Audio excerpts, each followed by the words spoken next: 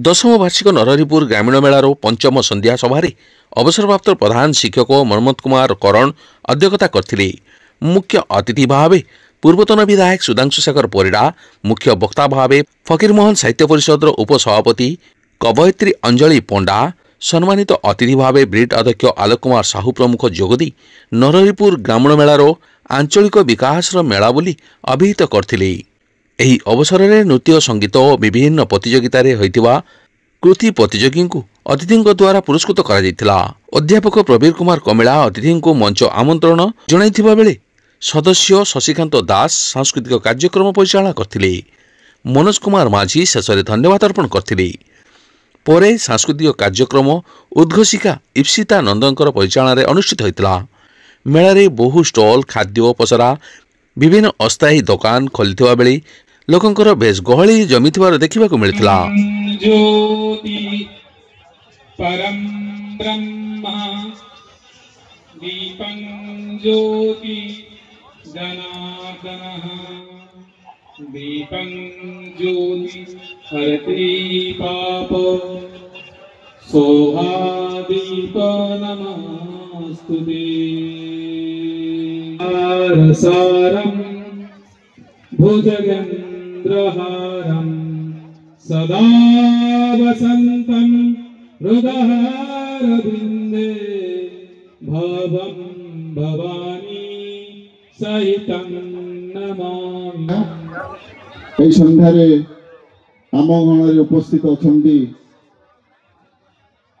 রেমণର करिवे एवं जहाँ जहाँ आवश्यक अच्छी किणिकी ने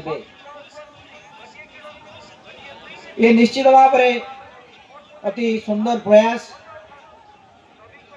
किंतु वर्तमान जो समय अच्छी ये समय रे ये छोट छोट दुकानी भाई मान बहु समस्या देखा देइछि।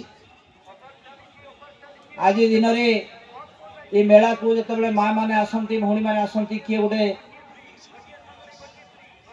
पाछिया किणिकी ने किए गोटे कुला किणिकी ने किए गोटे चालुणी किणिकी ने किंतु आज प्लास्टिक रो जुग आज धीरे धीरे लोक माने कौलिक वृत्ति हरउछन चलुची लोकन को किणा बेकार गोटे सुयोग सृष्टि होची निश्चित सुयोग सृष्टि करा जायछि।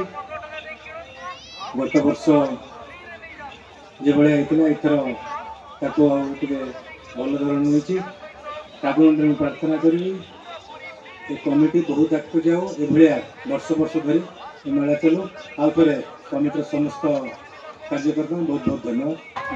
एवं एते बड़ पड़ियाटा भितरे बहुत सुंदर भाव में लोक मैंने श्रृंखल भाव में रही भल लगुच देखा ये ग्रामीण मेला गुड़िक बहुत भल लगे। जहा आज आमर यही पंचम सन्धार मंचासीन अच्छा आमर सब यह छड़ा आज ये अनुष्ठान जो कर्मकर्ता मैंने अच्छा मु हार्दिक धन्यवाद देवी से मैंने एक अनुष्ठान गढ़ी एठार लोक भितर जो उत्साह सृष्टि कर धन्यवाद। एठी जो उपस्थित अच्छा समस्त माँ भाई भौणी माने सब पिला माने यही सब दुकान जिते बसी सब भाई और भौणी माने एवं जिते प्रेस मीडिया बंधु माने लाइट और साउंड लोक माने उपस्थित समस्त मोर हार्दिक शुभेच्छा शुभकामना। सब गुरुजन मान मोर प्रणाम एवं सान मान स्नेह एवं अन्य समस्त मोर सादर नमस्कार। 5 दिन धरिकी मेला चली खूब सुंदर भाव सांस्कृतिक कार्यक्रम सब हो भल लगुच ए मेला गुड़िक हबार जो आभिमुख्य तार आभिमुख्य होती अंचल को लोक लोचन को आनवा। पंचम संध्यार समस्त को ये अनुष्ठान कृतज्ञता जनाऊँ। नरहरिपुर ग्रामीण मेला 10 वर्ष अतिक्रम करी 11 वर्ष पदार्पण करने को जाऊँगी। मु आशा करे प्रभुंक ठारे ये अनुष्ठान आगु को आहरी बढ़ू यार कलेबर वृद्धि पाऊ।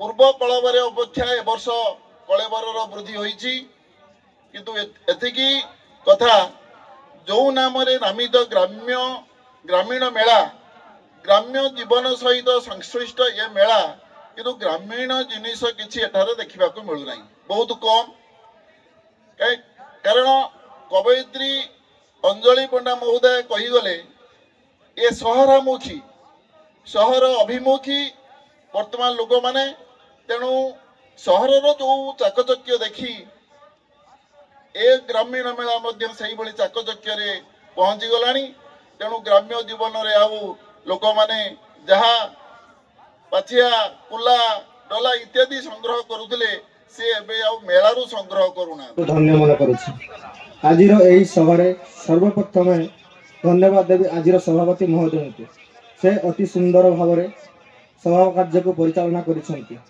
धन्यवाद देवी आजिर मुख्य अतिथि महोदय मुख्य वक्ता महोदय सम्मानित अतिथि महोदय से बहुमूल्य समय आम मान प्रदान कर आम मान ऋणी कर कई पद कथा उपादेय कथा आम मान अंतर को आंदोलित कर प्रेरणा देछि सामना रे बसी थिबा एने तेने बुली प्रथम होइछथि शुभेच्छा बेहेरा केंद्र विद्यालय